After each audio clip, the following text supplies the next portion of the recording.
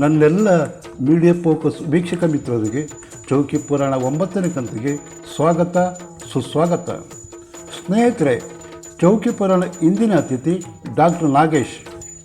Bhagavata the ಗುಲ್ಬಿ ಕಾಳಿಂಗ ನಾವುಡರ ಮನೆ ಹತ್ತಿರದಲ್ಲೇ ಇದ್ದ ಡಾಕ್ಟರ್ ನಾಗೇಶ್ ನಾವುಡರ ಸ್ವರ ಮಾಧುರ್ಯ ಕೇಳುತ್ತಲೇ ಯಕ್ಷಗಾನ ಸೆಳೆಕಾಟಕ್ಕೆ ಒಳಗಾದರೆ, ವೈದ್ಯಕೀಯ ಕ್ಷೇತ್ರಕ್ಕೆ ಬಾರದಿದ್ದರೆ ನಾನು ನಾವುಡರ ಬೆನ್ನ ಹಿಂದೆ ಹೋಗುತ್ತಿದ್ದನೋ ಏನೋ ಎನ್ನುವಷ್ಟು ಯಕ್ಷಗಾನ ಮೋಹ ಬೆಳೆಸಿಕೊಂಡಿದ್ದರು ಎನ್ನುವುದು ಅಷ್ಟೇ ಸತ್ಯ. ಕುಂದಾಪುರದಲ್ಲಿ ಆಟ ಇದೆ ಅಂತಾದರೆ ಡಾಕ್ಟರ್ ನಾಗೇಶ್ ಫ್ಯಾಮಿಲಿ ಅಲ್ಲಿಲ್ಲದಿದ್ದರೆ ಯಕ್ಷಗಾನ ಅಪೂರ್ಣ. ಹೆಚ್ಚಿನ ಎಲ್ಲ ಕಲಾವಿದರ ಪರಿಚಯ ಒಡನಾಟ ಇಟ್ಟುಕೊಂಡಿದ್ದಾರೆ. ಕರೋನಾ ಸಂದರ್ಭ ಅತಿ ಕಡಿಮೆ ಮರಣ ಸಂಖ್ಯೆ ದಾಖಲಿಸಿದ ಕುಂದಾಪುರ ಆಸ್ಪತ್ರೆ ಹೆಗ್ಗಳಿಕೆ ಹಿಂದೆ ಡಾಕ್ಟರ್ ನಾಗೇಶ್ ಸೇವೆ ಮರೆಯುವಂತಿಲ್ಲ. ಕರೋನಾ ಕಾಲಘಟ್ಟದಲ್ಲಿ ಮನೆಯಲ್ಲಿ ಕುಟುಂಬದಿಂದ ಪ್ರತ್ಯೇಕ ಬದುಕೋದಿದೆಯಲ್ಲ, ನೆನೆಸಿಕೊಂಡರೆ ಕಣ್ಣು ತೇವವಾಗುತ್ತೆ. ಹಿಂದೆ ಉಡುಪಿ ಜಿಲ್ಲಾಸ್ಪತ್ರೆಯಲ್ಲಿದ್ದರು. ನಂತರ ಕುಂದಾಪುರ ತಾಲೂಕು ಸಾರ್ವಜನಿಕ ಆಸ್ಪತ್ರೆಯಲ್ಲಿ ಫಿಸಿಷಿಯನ್ ಆಗಿ ಸೇವೆ ಸಲ್ಲಿಸುತ್ತಿದ್ದಾರೆ. ಡಾಕ್ಟರ್ ನಾಗೇಶ್ ಮಾನವೀಯ ಮೌಲ್ಯಗಳ ಅಳವಡಿಸಿಕೊಂಡ ವೈದ್ಯ. ಕಲಾವಿದರ ಆರೋಗ್ಯ ಸಮಸ್ಯೆ, ಮುನ್ನೆಚ್ಚರಿಕೆ, ಪರೀಕ್ಷೆ ಬಗ್ಗೆ ಕಲಾವಿದರಿಗೆ ಟಿಪ್ಸ್ ಕೊಟ್ಟಿದ್ದಾರೆ. ಹಾಗೆ ಎನಿ ಟೈಮ್ ಕಲಾವಿದರು ಸಂಪರ್ಕಿಸುವಂತೆಯೂ ವಿನಂತಿ ಮಾಡಿದ್ದಾರೆ. ಅವರ ದೂರವಾಣಿ ಸಂಖ್ಯೆ ಕೊಟ್ಟಿದ್ದೇನೆ. ಡಾಕ್ಟರ್ ನಾಗೇಶ್ ನೇರವಾಗಿ ಸಂಪರ್ಕಿಸಲು ಅಡ್ಡಿಯಿಲ್ಲ. ಬನ್ನಿ, ನಾಗೇಶ್ ಹುಟ್ಟಿದಾರಾಧ್ಯ ಅಥವಾ ಚಿಕ್ಕವನಿರುವುದರಿಂದ ಕೂಡ ನನಗೆ ಈ ಯಕ್ಷಗಾನದಿಂದ ತುಂಬ ಕಲ್ತಿದ್ದೇನೆ ಮತ್ತು ತುಂಬ ಆಸಕ್ತಿ ಯಕ್ಷಗಾನದ ಬಗ್ಗೆ. ಯಾಕಂತ ಹೇಳಿದರೆ, ಯಕ್ಷಕಲಾ ಪ್ರಪಂಚದ ಧ್ರುವ ನಕ್ಷತ್ರ, ಯಕ್ಷಯುಗ ಪ್ರವರ್ತಕ ದಿವಂಗತ GR ಕಾಳಿಂಗನವರು ಅವರ ಮನೆ ನಮ್ಮ ಮನೆಗಿಂತ 50 ಮೀಟರ್ ಹಿಂದುಗಡೆ ಅಷ್ಟೇ. ಹಾಗಾಗಿ ಬಹುಶಃ ನಾನು ಮಗು ಇರುವಾಗಲಿಂದ ಕೂಡ ಚಂಡೆ ಮದ್ದಲೆಗಳ ನಿನಾದ ಅಥವಾ ಭಾಗವತಿಕೆಯ ಒಂದು ಸ್ವರದ ಇಂಪನ್ನು ನನ್ನ ಕಿವಿಯಲ್ಲಿ ಅನುಭವಿಸುವುದನ್ನು ಚಿಕ್ಕಂದಿನಿಂದ ನೋಡ್ಕೊಂಡು ಬಂದಿದ್ದರಿಂದ ನನಗೆ ಈ ಯಕ್ಷಗಾನ ಕಲೆಯ ಬಗ್ಗೆ ಅಪಾರ ಅಭಿಮಾನ ಮತ್ತು ಆಸಕ್ತಿ ಇದೊಂದು ಕಾರಣ. ಈ ಯಕ್ಷಗಾನದಲ್ಲಿ ನಾನು ಬಹುಶಃ ಈ ವೈದ್ಯಕೀಯ ಲೋಕಕ್ಕೆ ಬರೆದಿದ್ದರೆ ಅಥವಾ ಒಬ್ಬ ವೈದ್ಯನಾಗದೇ ಇದ್ದರೆ ನಾನು ಇವತ್ತಿನ ಒಬ್ಬ ಯಕ್ಷಗಾನ ಕಲಾವಿದನ ಆಗ್ತಿದ್ನೇನೋ, ನಾವುಡ್ರೆ ಬೆನ್ನಿಡಿದು ಹೋಗ್ತಾ ಇದ್ನೇನೋ ಅನ್ನುವಂಥ ಭಾವನೆ ನನಗೆ ಹಲವಾರು ಬಾರಿ ಬಂದಿದ್ದಿದೆ. ಹಾಗೆ ಯಕ್ಷಗಾನ ಕಲಾವಿದರು ಅಂತ ಹೇಳಿದ್ರೆ ನಮಗೆ ಅತೀವ ಪ್ರೀತಿ. ನಾನು ತುಂಬ ಗೌರವಿಸ್ತೇನೆ ಅದನ್ನು. ಆಲ್ಮೋಸ್ಟ್ ನಮಗೆ ಒಡಗತಿಟ್ಟಿರ್ಬೋದು, ತೆಂಕುರಿಟ್ಟಿರ್ಬೋದು, ಒಂದು 60-70% ಕಲಾವಿದರು ನಾನು ಮುಖತಃ ಪರಿಚಯಿಸ್ತರು. ಮತ್ತು ಅವರೊಂದಿಗೆ ನನಗೆ ಒಡನಾಟ ಇದೆ. ಏನೇ ಸಮಸ್ಯೆಗಳು ಆರೋಗ್ಯದಲ್ಲಿ ಬಂದಾಗ ಅವರು ನನಗೆ ಫೋನ್ ಮುಖಾಂತರವೋ ಅಥವಾ ಖುದ್ದಾಗಿ ನನ್ನ ಆಸ್ಪತ್ರೆಯಲ್ಲಿರುವ ಸಮಯದಲ್ಲಿ ಬಂದು ನನ್ನನ್ನು ಭೇಟಿಯಾಗಿ ಚಿಕಿತ್ಸೆ ಪಡ್ಕೊಂಡು ಹೋಗ್ತಾ ಇದ್ದಾರೆ. ಹಾಗೆ ಯಕ್ಷಗಾನ ಕಲೆಯಲ್ಲಿ ಕಲಾವಿದರಿಗೆ ಬರುವಂಥ ಕಾಯಿಲೆಗಳಿಗೂ ಸಾಮಾನ್ಯ ಜನರಿಗೆ ಬರುವಂಥ ಕಾಯಿಲೆಗಳು ಅಜಗಜಾಂತರ ವ್ಯತ್ಯಾಸ ಇದೆ. ಕಾರಣ ಏನಂತ ಹೇಳಿದರೆ, ನಾವು ಸರ್ಕಾಡಿಯನ್ ರಿದಮ್ ಅಂತ ಹೇಳ್ತೇವೆ. ನಮಗೆ ನಿದ್ರೆ ಮತ್ತು ಎಚ್ಚರ ಇರುವಂತಹ ಒಂದು ಸೈಕಲ್ ನಮ್ಮ ದೇಹದಲ್ಲಿದೆ, ಬಯೋಲಾಜಿಕಲ್ ಸೈಕಲ್ ಅಂತ ಹೇಳ್ತೇವೆ. ನಾವಲ್ಲಿ ಏನು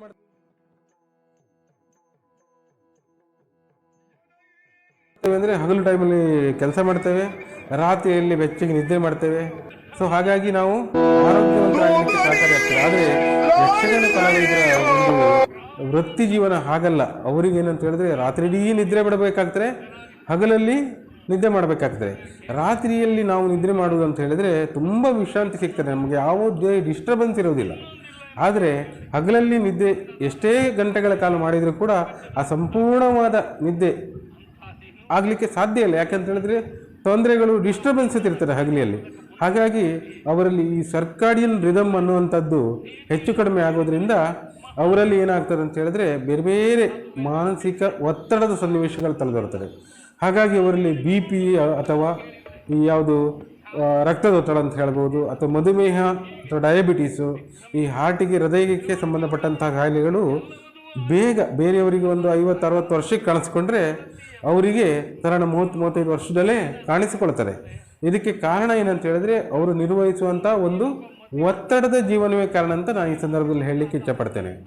ಅದು ಬರದೇ ಇರಬೇಕಾದ್ರೆ ಅವರು ಏನು ತಡೆಯಬೇಕಂತ ಹೇಳಿದ್ರೆ, 40 ವರ್ಷ ಮೀರಿದ ಪ್ರತಿಯೊಬ್ಬ ಯಕ್ಷಗಾನ ಕಲಾವಿದರು ಕೂಡ ಪ್ರತಿ ಅಟ್ಲೀಸ್ಟ್ 6 ತಿಂಗಳಿಗೊಮ್ಮೆ ಅವರ ಆರೋಗ್ಯ ತಪಾಸಣೆಯನ್ನು ಮಾಡಿಸಬೇಕು.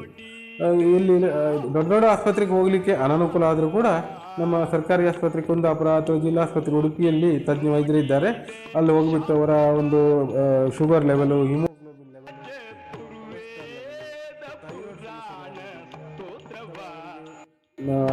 ಈ ಹೃದಯ ಸಂಬಂಧಿ ತೊಂದರೆಗಳೇನಾದ್ರು ಇದೆಯಾ ನೋಡಲಿಕ್ಕೆ ECG ಇದನ್ನೆಲ್ಲ ರೊಟೀನ್ ಟೆಸ್ಟ್ಗಳನ್ನು ಪ್ರತಿ 6 ತಿಂಗಳಿಗೊಮ್ಮೆ ಮಾಡ್ಕೊಳ್ತಾ ಹೋಗ್ತಾ ಇದ್ದರೆ ಈ BP, ಶುಗರು ಅಥವಾ ಹೃದಯ ಸಂಬಂಧಿತ ಕಾಯಿಲೆಗಳೇನಾದರೂ ಬರಲಿಕ್ಕೆ ಸಾಧ್ಯತೆ ಇದೆಯಾ, ಅಕಸ್ಮಾತ್ ಸಣ್ಣ ಪ್ರಮಾಣದಲ್ಲಿ ಕಾಣಿಸ್ಕೊಂಡ್ರೆ ಅವಕ್ಕೇನು ಚಿಕಿತ್ಸೆ ಮಾಡ್ಕೊಳ್ಬೋದು, ಅದಕ್ಕೆ ಪಥ್ಯಾಹಾರಗಳೇನು ಅನ್ನುವಂತಹ ವಿಚಾರವನ್ನು ವೈದ್ಯರಿಂದ ನೀವು ಖಂಡಿತವಾಗಿ ತಿಳ್ಕೊಳ್ಬೋದು.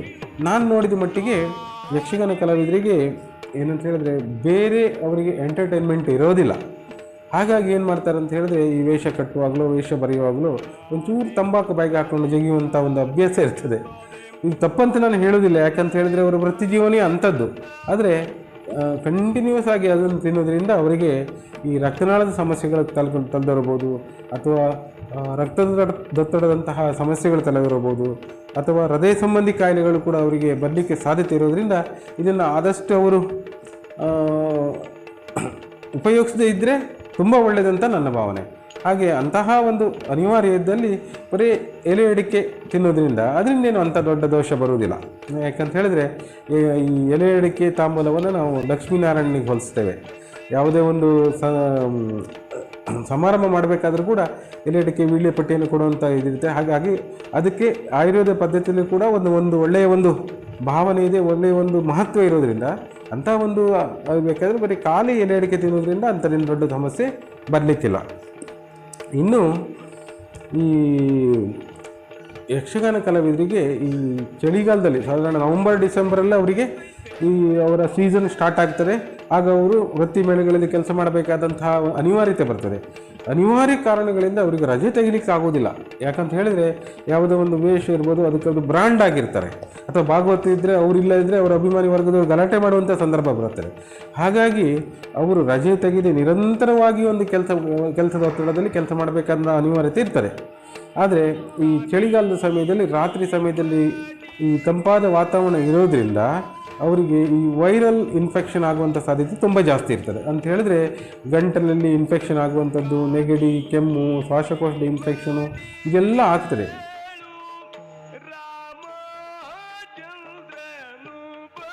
ಆದರೆ ಅನಿವಾರ್ಯ ಕಾರಣದಿಂದ ಅವರಿಗೆ ಈ ರೆಸ್ಟ್ ತಗೊಳ್ಳಿಕ್ಕೆ ಆಗುವುದಿಲ್ಲ. ನಿರಂತರವಾಗಿ ಕೆಲಸ ಮಾಡ್ತಾರೆ, ಔಷಧ ತಗೊಂಡ್ರೂ ಕೂಡ ಅವರಿಗೆ ಗುಣ ಆಗುವುದಿಲ್ಲ.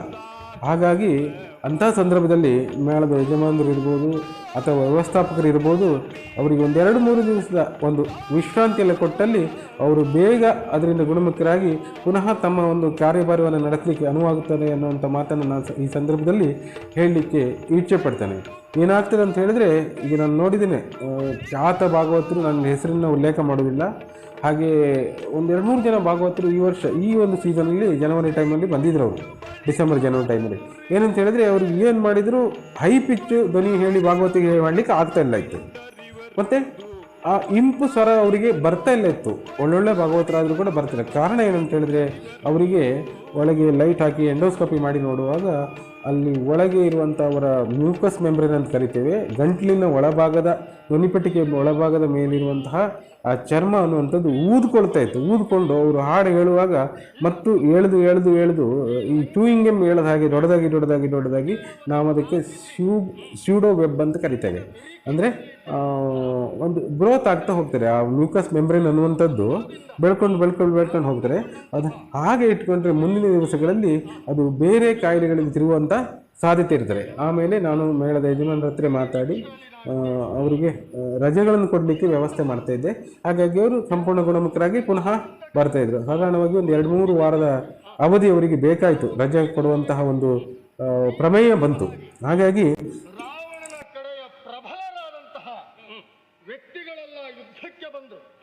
ಚಳಿಗಾಲದಲ್ಲಿ ಇವರನ್ನು ಬಾಧಿಸುವಂತಹ ಈ ಸಮಸ್ಯೆಗಳಂತ ಹೇಳ್ಬೋದು ನಾವು. ಹಾಗೆ ಅತೀ ಒಂದು ಒತ್ತಡದಿಂದ ಇವರು ಕುಣಿತ ಮಾಡಬೇಕಾಗ್ತದೆ. ಯಾಕಂತ ಹೇಳಿದ್ರೆ ಕಂಟಿನ್ಯೂಸ್ ಆಗಿ ಕುಣಿತ ಮಾಡುವಂಥದ್ದು, ಕುಂಚೆಟ್ ಹಾಕುವಂಥದ್ದು, ಗಿರ್ಕಿ ಹೊಡೆಯುವಂಥದ್ದು ಅಥವಾ ಮಂಡ್ರಿ ಹಾಕುವಂಥದ್ದು, ಈ ಎಲ್ಲ ಸಮಸ್ಯೆಗಳಿಂದಾಗಿ ಅವ್ರಿಗೆ ಏನಾಗ್ತದೆ ಅಂತ ಹೇಳಿದರೆ ಬೆನ್ನು ಮೂಳೆಯ ಸಮಸ್ಯೆ ಬರ್ತದೆ, ಬೆನ್ನು ಮೂಳೆಯ ಡಿಸ್ಕ್ನ ಸಮಸ್ಯೆ ಬರ್ತದೆ, ಅಥವಾ ಮಂಡಿಗಾಲಿನ ಉರಿಯೂತ ಅಥವಾ ಮೂಳೆ ಸಾವಿಯುವಂಥ ಕಾಯಿಲೆ ಇವರಿಗೆ ಈ ಯಕ್ಷಗಾನ ಕಲಾವಿದರಲ್ಲಿ ತುಂಬ ಜಾಸ್ತಿಯಾಗಿ ನಾವು ನೋಡ್ತೇವೆ. ಈ ಪ್ರಾಯದ ಕಾಲದಲ್ಲಿ ಅವರು ತುಂಬ ಹಾರುವಂಥದ್ದು, ಮಂಟ್ರಿ ಹಾಕುವಂಥದ್ದು. ನಾವು ಉದಾಹರಣೆಗೆ ಹೇಳಬೇಕಂದ್ರೆ ಯಾಜಿಯವರು ಆ ಪ್ರಾಯದ ಕಾಲದಲ್ಲಿ ಒಂದು ಮುಷ್ಟಿ ಹೆಚ್ಚಿಗೆ ಕುಣಿದವರು ಅವರು. ಆದರೆ ಕ್ರಮೇಣ ಅವರು ಈಗ ನೋಡಿದರೆ ಅವ್ರಿಗೆ ನಿಜವಾಗಿ ಅಂತ ಕುಣಿತ ಮಾಡಲಿಕ್ಕೆ ತುಂಬ ಕಷ್ಟ ಆಗ್ತದೆ, ಯಾಕಂದರೆ ಮೂಳೆ ಸೌದಿರ್ತಾರೆ. ಇದಕ್ಕೆ ಏನು ಮಾಡಬೇಕಂತ ಹೇಳಿದ್ರೆ 35-40 ವರ್ಷ ಆದಮೇಲೆ ಅವರು ಮೂಳೆ ವೈದ್ಯರಲ್ಲೋ ಅಥವಾ ಸಾಮಾನ್ಯ ವೈದ್ಯರಲ್ಲಿ ತೋರಿಸ್ಕೊಂಡು ಕ್ಯಾಲ್ಶಿಯಂ ಮಾತ್ರೆಗಳು ತಗೊಳ್ಳೋದು, ಅಥವಾ ಈ ಜಾಯಿಂಟ್ ಅಥವಾ ಗಂಟುಗಳಿಗೆ ಏನು ಪೌಷ್ಟಿಕಾಂಶ ಬೇಕು. ಸ್ನೇಹಿತರೆ, ದಯವಿಟ್ಟು ಯಕ್ಷಗಾನ ಕಲಾವಿದರು ಡಾಕ್ಟರ್ ನಾಗೇಶ್ ಹೇಳಿರುವ ವೈದ್ಯಕೀಯ ಸಲಹೆಗಳನ್ನು ಚಾಚು ತಪ್ಪದೆ ಪಾಲಿಸಿ. ನೀವಿನ್ನು media focus YouTube channel subscribe ಆಗಿರದಿದ್ದರೆ ತಕ್ಷಣ ಸಬ್ಸ್ಕ್ರೈಬ್ ಆಗಿ ಅಭಿಪ್ರಾಯ ತಿಳಿಸಿ. ಮತ್ತೊಂದು ಸಂಚಿಕೆಯೊಂದಿಗೆ ನಿಮ್ಮ ಮುಂದೆ ಬರುತ್ತೇನೆ. ಅಲ್ಲಿಯ ತನಕ ಜೈ ಕರ್ನಾಟಕ, ಜೈ ಹಿಂದ್.